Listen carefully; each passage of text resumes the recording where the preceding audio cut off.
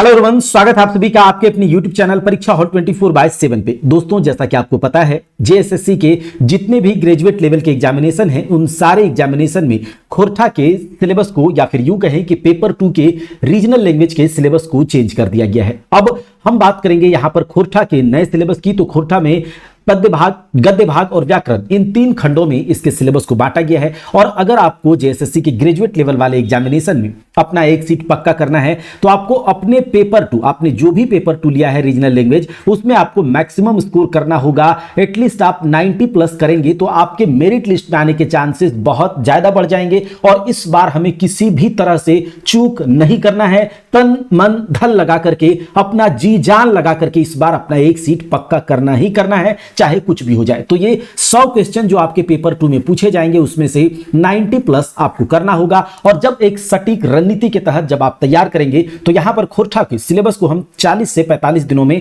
Cover कर देंगे with MCQ practice. उसके साथ ही साथ 10 प्रैक्टिस सेट भी आप लोगों को करवाएंगे, जिससे कि खोरठा में 90 प्लस आप गारंटीड लाइएगा। यहां पर हम बात करते हैं, खोरठा के अंदर पद्य भाग में शिष्ट गीत दिया गया है और ये 10 शिष्ट गीत है। हमने आपको बताए थे ये 10 शिष्ट गीत हैं। पहला है मांदर बाजे रे बांसी बाजे रे, इसको भी हमने बताया आपको, जो कि सुकुमार जी के द्वारा लिखा गया है। शिष्ट गीत का कोई ना कोई कॉपीराइट करने वाला यानी कि लिखने वाला रचनाकार होते हैं। तो शिष्ट गीत मांदर बाजे रे बांसी बाजे रे। उसके अलावा अब जो है नेक्स्ट है बोने पाकलई सोइयाकोर। बोने पाकलई सोइयाकोर यानी कि ये जो दिनेश दिनमणि जी के द्वारा लिखा गया है। तो ये दिनेश दिनमणि जी की जो ये रचना है, जो ये कविता है, शिष्ट गीत है, इससे हम दिनेश दिनमणि की भी यहां पर चर्चा करेंगे, इनके जीवन काल के बारे में भी बात करेंगे। अगला है सुहान लागे रे कते सुंदर छोटा नागपुर हमर भारत महान मिली के रहिहा सांझे हासई झींगा फूल वोन बोन रक्षा जीवन रक्षा शिवालिक बांदी मेला जय मां जननी। तो ये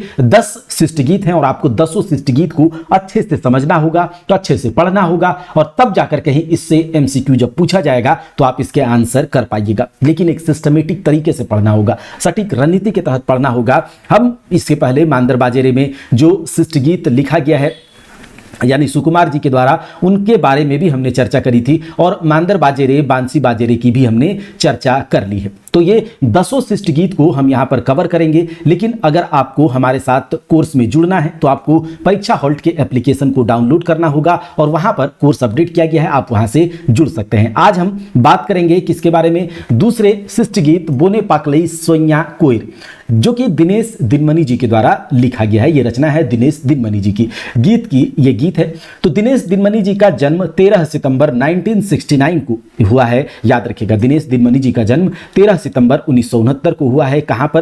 तो बोकारो जिले के थाना जरीडी, पंचायत बांदडी, गांव बाराडी में। याद रखिएगा, दिनेश दिनमणि जी का जन्म 13 सितंबर 1969 को 1969 को बोकारो के थाना जरीडी, पंचायत बांदडी, जैना मोड़ है, और गांव बारीडी में। दिनेश जो इनका नाम है दिनेश, लेकिन उपनाम अगर पूछा जाए तो आप बोलिएगा दिनमणि, और इसीलिए इन्हें दिनेश दिनमणि कहकर पुकारा जाता है। इनके माता का नाम फूलू देवी है और पिताजी हैं महेश्वर महतो। इनकी पत्नी है कमला। याद रखिएगा, जनजातीय एवं क्षेत्रीय भाषा विभाग, रांची विश्वविद्यालय में अभी है रांची में एक सहायक प्राध्यापक के रूप में जनवरी 2018 से कार्यरत हैं। यानी कि दिनेश दिनमणि जी वर्तमान समय में रांची विश्वविद्यालय में जनजातीय एवं क्षेत्रीय भाषा विभाग में सहायक प्राध्यापक के रूप में 2018 से कार्यरत हैं। अगर शिक्षा दीक्षा के बारे में बात करें तो इनकी मैट्रिक 1985 यानी कि 1985 में सर्वोदय उच्च विद्यालय पिंडराजोर से इन्होंने मैट्रिक करा। स्नातक की बात करें यानी ग्रेजुएशन की बात करें तो 1992 में इन्होंने हिंदी विषय से ग्रेजुएट ये हुए हैं। एमए की बात करें यानी कि स्नातकोत्तर की बात करें तो जनजातीय एवं क्षेत्रीय भाषा विभाग रांची से 1995 में वे खोरठा भाषा से एमए इन्होंने किया और 2003 में इन्होंने हिंदी से भी एमए किया है। यानी कि एमए इन्होंने खोरठा भाषा से भी किया है और हिंदी से भी किया है। लेकिन स्नातक इन्होंने हिंदी विषय से 1992 में करा है। मैट्रिक इन्होंने 1985 में करा। अब बात करते हैं इनके कुछ खोरठा रचनाओं की, जो कि बहुत इंपॉर्टेंट है। याद रखिएगा, इन्होंने कविता में ए मानुष इनकी कविता है, ठीक है। याद रखिएगा, ये कविता 10वीं वर्ग के खोरठा पाठ्य पाठ्य पुस्तक में शामिल की गई है। ए मानुस। उसके बाद है सोचो उपाय, ये कविता 12वीं वर्ग के खोरठा पाठ्य पुस्तक में शामिल करी गई है। उसके बाद आग और धुआं, इंजोरिया बांटा, ये सब इनकी कुछ महत्वपूर्ण कविताएं हैं। कहानी की बात करें तो फूल कोबिक झोर, धर्म करम, पगली मोर गेली, जीत, ये सब इनकी कुछ महत्वपूर्ण कहानियां हैं। फूल गोभी की झोर, फूल गोभी यानी जो फूल गोभी होता है उसका झोर, उसका और धर्म करम, पगली मोर गेली और जीत, इनकी कुछ कहानियां हैं। गीत की बात करें तो इनके गीत हैं छाती बीछे गेल हलो कुसुम बेड़ाक बोन, छाती बीछे गेल हलो कुसुम बेड़ाक बोन, सैया चाला चालन हो बोनेक पाकले सोया कोयर। तो यही जो शिष्ट गीत है, ये वाला शिष्ट गीत हम लोगों को पढ़ना है, ध्यान से सुनिएगा। तो ये जो शिष्ट गीत है ये किनका रचना है, तो ये है दिनेश दिनमणि जी की, दिनेश दिनमणि जी का। अब देखिए, एक मुठा सुरगुजा और माथाई लकड़े माटी, माथाई लड़के माटी के, ये सब जो है गीत है इन्हीं का। अगला है सुहान लागेरे, गीत संग्रह भी प्रकाशित हुआ है जिसका 2 बार संपादन दिनेश दिनमणि जी ने किया है, ये बात याद रखिएगा। कुछ इनके गीत एल्बम भी आए हैं, दिनेश दिनमणि द्वारा रचित गीतों का खोरठा गीत एल्बम भी निकला है। और कुछ एल्बम है जैसे कि सोना रकम पिया, उसके अलावे छापा साड़ी और सजनी, ये सब कुछ इनकी एल्बम है, गीत एल्बम है। और कुछ प्रकाशित किताब की बात करें तो खोरठा भाषा व्याकरण एवं साहित्य, इनकी किताबें हैं, आधुनिक खोरठा व्याकरण और रचना, और एक बुक है इनका टोटल खोरठा। तो ये सब इनकी कुछ किताबें हैं। अगर सम्मान और पुरस्कार की बात करें तो खोरठा रत्न सम्मान से इन्हें सम्मानित किया गया है बोकारो खोरठा कमेटी के द्वारा वर्ष 2011 में। वर्ष 2011 में दिनेश दिनमणि जी को खोरठा रत्न सम्मान से बोकारो खोरठा कमेटी के द्वारा सम्मानित किया गया है। तो याद रख लीजिएगा, दिनेश दिनमणि जी को सम्मान दिया गया है खोरठा रत्न सम्मान से, किन संस्था के द्वारा, बोकारो खोरठा कमेटी के द्वारा। कब? 2011 में। तो ये दिनेश दिनमणि जी का एक संक्षिप्त विवरण हमने देखा। और अब हम देखते हैं कि दिनेश दिनमणि जी के द्वारा जो ये शिष्ट गीत लिखा गया है बोने पाकले सोया कोयर, तो ये जो है दिनेश दिनमणि, इसमें क्या है कि सैया यानी पति और एक सोया कोयर होता है बेर का, छोटे छोटे बेर जो पकते हैं, तो उसके बारे में बात हो रहा है कि जंगल में छोटे छोटे बेर जो हैं वो पक चुके हैं बोन में, यानी जंगल में। ये जंगल, बोन का मतलब क्या है? जंगल। तो जंगल में, वन में क्या पक गया है? पका हुआ बेर है, पक चुका है। तो ये बात कौन कर रहा है? तो पति पत्नी। गांव में एक पत्नी और पति दंपति रहते हैं और दोनों आपस में बात कर रहे हैं कि देखिए, पति जी जो है हमारे प्राण प्रिय, हमारे पति देव, हमारे पिया जी जो है, क्या हो रहा है? वन में, जंगल में बेर पक चुका है, हमें लेकर चलिए ना जंगल, वहां पर जाकर के हम बेर को तोड़ेंगे, बेर खाएंगे। तो पति पत्नी के बीच का ये प्यारा सा संवाद है इसमें, जिसमें कि पति जो है लगातार कुछ ना कुछ बहाना बना करके कि हम जंगल नहीं जा सकते हैं, वहां ऐसा ऐसा होता है। लेकिन जैसा कि आपको पता है, जब पति और पत्नी के बीच संवाद होता है तो आखिर लास्ट में जीतती कौन है? तो पत्नियां ही जीतती है। और इस शिष्ट गीत में भी लास्ट में पत्नी आखिर लाख मना करने के बावजूद भी पति जो है हार जाता है और पति को कहना पड़ता है पत्नी को कि चलो लेकर के चलते हैं जंगल, तुम वहां जाकर जितना मन होगा उतना बेर तोड़ लेना, मजा से खा लेना। क्योंकि दोनों के बीच जब वाद विवाद हो रहा था तो पत्नी लगातार बोल रही थी कि हे सैया, हे प्रिय, हे पिया जी, मुझे जंगल लेकर के चलो, वन में लेकर के चलो, मैं बेर तोड़ करके खाऊंगी। लेकिन पति कह रहा था कि देखो कांटा होगा जंगल में, ये वो दिस दैट, बहुत बहाना बना रहा था। लेकिन लास्ट में पति को मानना पड़ता है बात, यही वाला बात है। ठीक है, चलिए देखते हैं। सफलता का मूल मंत्र सटीक रणनीति होता है। जब तक आप एक सटीक रणनीति पर काम नहीं करेंगे तो कितना भी पढ़ाई कर ले, इस इतने कम दिनों में आप इतने बड़े सिलेबस को कवर करने में भटक जाएंगे, और इसीलिए आपको हमारे साथ जुड़ना चाहिए। चलिए मिलते हैं यहां पर। अब बात करते हैं इस कविता की।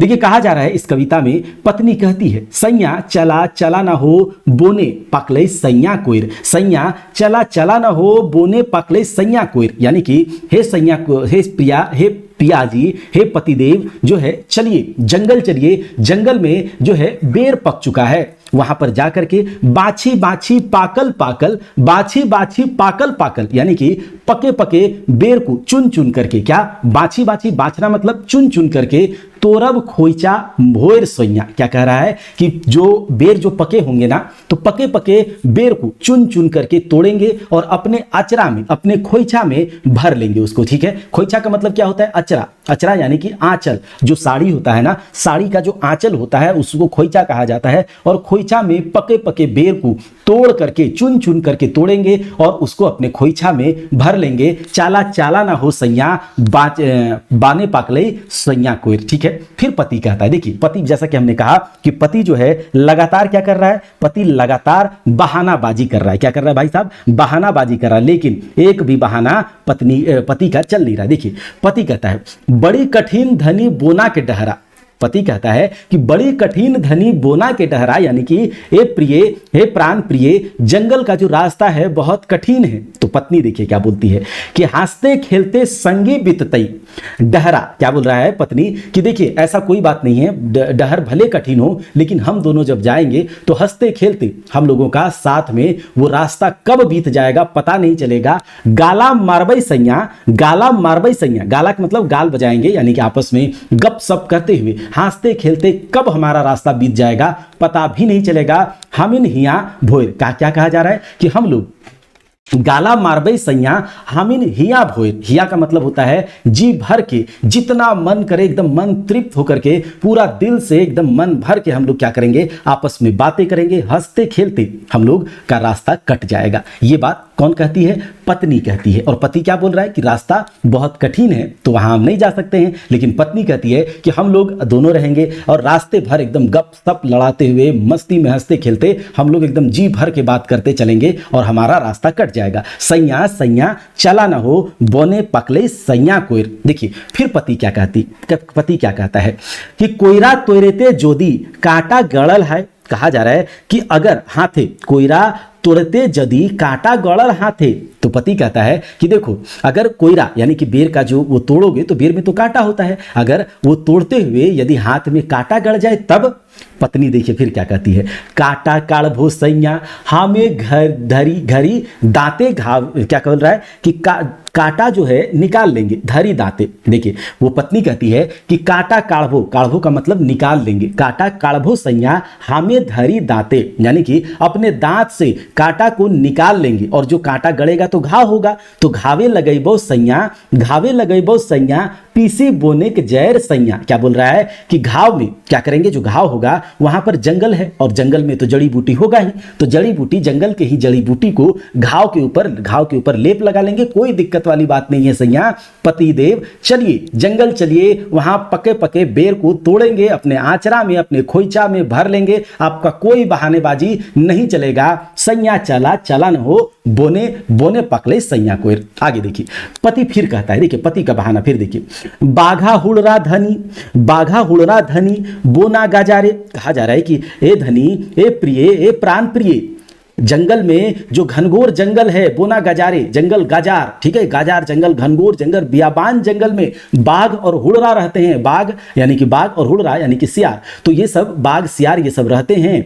तो देखिए पत्नी क्या बोलती है कि घात कर ले सैया बिंद भाई काड़े। क्या बोल रहा है कि अगर ऐसा बात है ना तो हम क्या करेंगे, अपने काड़ का मतलब क्या होता है, धनुष, तो अपने धनुष से उसको भेद देंगे। बिंदवई का मतलब भेद देंगे, घात करके, अगर वैसा कुछ होगा ना तो हम लोग घात करके उसको धनुष से भेद देंगे। और उसके बाद सुनिए क्या करेंगे, पिटबई कुर्थी पीटा परास ठेंगा तोड़।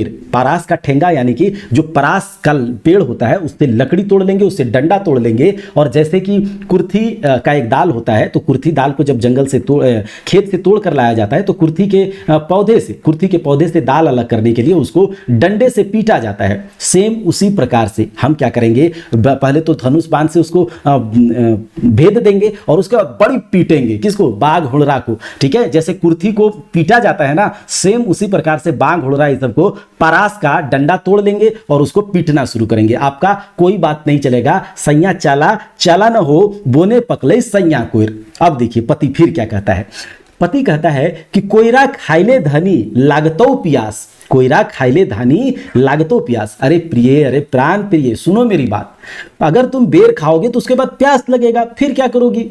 पत्नी बोलती है कि झरना केर हिमाल पानी मिटैबो प्यास। ये देखिए कोई हर एक बात का जवाब पत्नी के पास है। कहता है, ये पत्नी कहती है कि झरना केरा, वहां जंगल है, पहाड़ है, तो झरना भी होगा, तो झरना का पानी, हिमाल पानी का मतलब होता है शीतल पानी, कन कन पानी, ठंडा पानी, झरना का ठंडा पानी पी करके हम अपना प्यास मिटा लेंगे। और सुनिए, दोना टीपी पानी देबो, दोना टीपी पानी देबो सरई पत्ता तोड़, मतलब सरई के पत्ता का तोड़ करके उसका दोना बनाएंगे, सरई का पत्ता तोड़ लेंगे और उससे इस प्रकार का दोना बना लेंगे और दोना में आपको भी पानी देंगे। पर परेशान मत होइए, चलिए सैया चाला चाला न हो, बोने पकले सैया कोयर। ठीक है, बोन में सैया जो है कोयर पक चुका है, ठीक है, बोने सैया कोयर पक चुका है और कोयरा हम तोड़ करके रहेंगे, हम खा करके रहेंगे, चाहे आप कितना भी बहाना बना लीजिए। फिर पत्नी बोलती है कि बोना माझेरे सैया, बोना यानी कि जंगल के बीचों बीच सैया नाना लेखे फूला, नाना लेखे फूला क्या बोल रहा है कि जंगल के बीचों बीच नाना रकम का, भिन्न भिन्न रकम का, अलग अलग कलर का, भिन्न भिन्न तरह का फूल खिलता है। और फिर वहां पर क्या करेंगे, सुनिए, परेशान मत होइए, आप लेकर के चलिए। तोहर लागी गाथब पिया अति सुंदर माला, कहा जा रहा है कि बोना मांझरे सैया नाना लेखे फूला, तोहर लागी गाथक पिया अति सुंदर माला, मतलब कि आप देखिए, इतना परेशान मत होइए, आप इतना बहाना मत बनाइए, चलिए लेकर चलिए हमको, वहां आपका सारा बहाना फेल हो जा रहा है। अब एक काम करते हैं कि देखिए, जंगल में बहुत सारे फूल होते हैं, तो फूलों को तोड़कर आपके लिए एकदम बहुत सुंदर माला बना देंगे पतिदेव, लेकर चलिए। हाँ, और हम सुनिए, हमहू गजब, हमहू गोंजब फूला, हाँ यहाँ कह रहा है कि हमहू गोंजब फूला आपन खोपा भोर, मतलब वहां पर फूल होंगे तो हम भी अपने खोपा यानी कि माथा में जो खोपा बांधती है ना महिलाएं, ठीक है, इस तरह से खोपा बांधती है, तो इस खोपा में हम भी उस फूल को लेकर के क्या करेंगे, गोज लेंगे यानी कि गजरा बना करके वहां पर लगा लेंगे। ठीक है, तो हम भी सुंदर लगेंगे, आपको भी सुंदर माला दे देंगे। जंगल में चलिए चलिए, बेर तोड़ करके लाते हैं। सैया चाला चाला न हो, बोने पकलई सैया कोयर, सैया बोने में जंगल में कोयर पक चुका है, चलिए ना। बाछी बाछी पाकल पाकल, बाछी बाछी पाकल पाकल तोरब खोइचा भोर, सैया चला चालन हो, बोने पकले सैया कोयर। हे सैया, हे प्रतिदेव, हे प्राण प्रिय, हे चलिए इतना बहाना मत बनाइए, चला चालन हो, बोने पकले सैया कोर, बाछी बाछी पाकल पाकल, चुन चुन करके पके पके कोर को चुन चुन करके तोरब खोइचा भोर, सैया चला चालन हो, बोने पकले सैया कोयर। अब इतना सुनते इतना परेशान हो गया पति, और पति को तो जानते हैं लास्ट में हारना पड़ता है, तो फिर पति हार सार करके बोलता है कि चलो धनी, ए धनी, ए प्राण प्रिय, ए प्रिय सुनो, धनी चाले चाले नगे, ए धनी चले चले नगे, ला चलो चलो लेके चलते हैं तुमको, बोने तोरबई सैया कोयर, कहा जा रहा है कि चलो चलो कोई बात नहीं, चलो जंगल चलो और तोड़ करके खाया जाए। तो ये थी कविता। अब इसका हिंदी भावार्थ यहाँ पर आप देख सकते हैं, हिंदी में लिखा गया, देखिए, पत्नी कहती है पतिदेव, हे मेरे प्याज चलिए ना, वन यानी कि जंगल, वहां बेर पकाए हैं, चुन चुन के पके पके बेर को तोड़कर अपने आंचल में उसे भर लूंगी, चलिए ना पियाजी चलिए ना। पति कहता है देखो प्रिय, वन का रास्ता बहुत कठिन है। पत्नी कहती है कि हंसते हंसते चलते रास्ता बीत जाएगा, पता भी नहीं चलेगा, और हम लोग रास्ते भर जी भर के मतलब हिया भर के, ठीक है, हिया भर के जी भर के बातें भी करेंगे, चलिए ना पिया जी। पति फिर कहता है यदि बेर तोड़ते हुए कांटा गड़ जाए हाथ में तब? तो पत्नी कहती है हम अपने दांतों से कांटा निकाल लेंगे और घाव के ऊपर जंगल के ही जड़ी बूटी का लेप लगा लेंगे, चलिए ना सैया जी, चलिए ना पिया जी। पति फिर कहता है हे प्रिय, घनघोर जंगल में बाघ सियार होते हैं। तो पत्नी कहती है हम तो उसे अपने धनुष से भेद देंगे और बड़ी पीटेंगे, जैसे कुर्थी के दाल को परास के डंडे से पीटा जाता है, सेम उसी प्रकार से वैसे ही उसको पीटेंगे, चलिए ना पिया जी। पति कहता है कि बेर खाने से प्यास लगेगा प्रिय, बेर खाने से प्यास लगेगा। तो पत्नी कहती है कि जंगल में झरने के शीतल पानी से अपनी प्यास बुझा लेंगे और उसके बाद सरई के पत्तों से दोना बनाकर आपको भी देंगे, चलिए ना पिया जी। पत्नी कहती है कि पिया जी जंगल के बीच भिन्न भिन्न प्रकार के फूल खिले होते हैं, आपके लिए मैं उन फूलों से बहुत ही सुंदर माला बनाऊंगी और मैं भी अपने खोपा में उन फूलों को लगाऊंगी, चलिए ना पिया जी। पति अंत में हार सार के प्रिय चलो वन की ओर और वहां तोड़ेंगे पके पके बेर, और पति बोल करके हार सार के कहता है चलो, ठीक है। तो ये कविता था। और अगर आपको ये जो नया सिलेबस वाला क्लास चल रहा है जिसमें कि पद्य भाग, गद्य भाग और पूरा व्याकरण एक साथ कवर करना है, एक साथ कवर करके सिस्टमेटिक तरीके से बहुत ही कॉन्फिडेंट होकर के, क्योंकि इधर उधर भटकने से काम नहीं चलेगा, एक साथ सब कुछ आपको कवर करा के दे दिया जाएगा जैसे जैसे सब कुछ होगा। अभी हमारा खोरठा लोक कथा वहां पर कवर हो चुका है, रिकॉर्डेड क्लास पड़ा हुआ है, आप देख सकते हैं। सारे के एमसीक्यूज भी कराएंगे और जैसा कि हमने कहा है हमारा तरीका है स्मार्ट तरीका से काम करना और स्मार्ट तरीके से हमें कोई पीएचडी वगैरह नहीं करना। हमें इस तरह से तैयारी करना है कि हम कम एफर्ट लगाते हुए 90 प्लस लेकर आ जाए। देखिए आपको रिकॉर्डेड क्लास अल्टरनेट मिलेगा, यानी कि अल्टरनेट डे पर रिकॉर्डेड क्लास मिलेगा और 40 से 45-50 दिनों में आपका सिलेबस कवर हो जाएगा और इसी बीच में आपका रिवीजन भी आप लोग कर लेंगे, क्योंकि आपको डेली मात्र 1 घंटा खोरठा पे देना है। डेली मात्र 1 घंटा आपको पेपर 2 के खोरठा पे देना है और उसके बाद हम गारंटी लेंगे कि आपका 90 प्लस कैसे नहीं आता है। आपको रिकॉर्डेड क्लास मिलेगा, चैप्टर वाइज नोट्स, एमसीक्यू और जैसा कि हम कहे हैं 10 प्रैक्टिस सेट भी आपको करवा दिया जाएगा। इसी में 10 प्रैक्टिस सेट भी आपको प्रैक्टिस करवा दिया जाएगा, जिससे कि आपका स्कोर बूस्ट हो पाए। 90 प्लस की गारंटी रहेगी। 90 दिनों का ये टारगेट बैच है, क्लासेस चल रही हैं। तो अभी जेएसएससी का फॉर्म भी भराना स्टार्ट हो चुका है, आपको देर नहीं करना है, ठीक है। इस नंबर पर कॉल कर लीजिए अगर किसी भी प्रकार की परेशानी हो, या फिर गूगल प्ले स्टोर से परीक्षा हॉल्ट के एप्लीकेशन को डाउनलोड करके वहां पर जल्दी से जुड़ जाएं। ज्यादा देर मत करें, ज्यादा सोचे ना, क्योंकि आपका भविष्य, आपका लाइफ, आपका डिसीजन। अब अगर पेपर 3 में भी आप जुड़ना चाहते हैं गाइडेंस प्रोग्राम में, तो भी वो अपडेट किया गया है और इतना बड़ा सिलेबस को कम समय में कैसे कवर करें, कंसिस्टेंस कैसे रहें, फोकस्ड कैसे रहें और कैसे हर एक सेक्शन पर समय दे, ये सब आपको वहां पर बताया जाएगा। मंडे यानी कि कल से, अभी तक तो रिवीजन करने के लिए कहा गया है, कल से फिर से शेड्यूल आएगा, पढ़ाई होगा। तो आज ही आप जुड़ जाइए और कल से जो शेड्यूल है उसके साथ आपको लग जाना है काम पे, क्योंकि अगर अभी भी इंतजार करेंगे, अभी भी इधर उधर खोज में लगे रहेंगे, तो आपका समय बहुत आप पीछे हो जाएंगे और जो तैयारी करने में लगा हुआ है वो आगे रह जाएगा। आप नहीं पढ़ेंगे, कोई पढ़ रहा है और आपका सीट ले जाएगा। तो 2025 में से एक सीट अगर आपको चाहिए तो आपको लगना होगा, करना होगा, आपको अपने चेयर पर चिपकना होगा। 3 महीने के लिए रूम में पैक होना पड़ेगा। इसमें भी आपको सब कुछ वही है। अगर आपको क्लास करना है, क्लास में जुड़ना है या फिर टारगेट गाइडेंस प्रोग्राम में जुड़ना है तो नंबर पर कॉल कर सकते हैं या फिर परीक्षा हॉल्ट के एप्लीकेशन को डाउनलोड करके वहां से आप जुड़ सकते हैं। चलिए मिलते हैं अगले क्लास में, तब तक के लिए जय हिंद, जय भारत।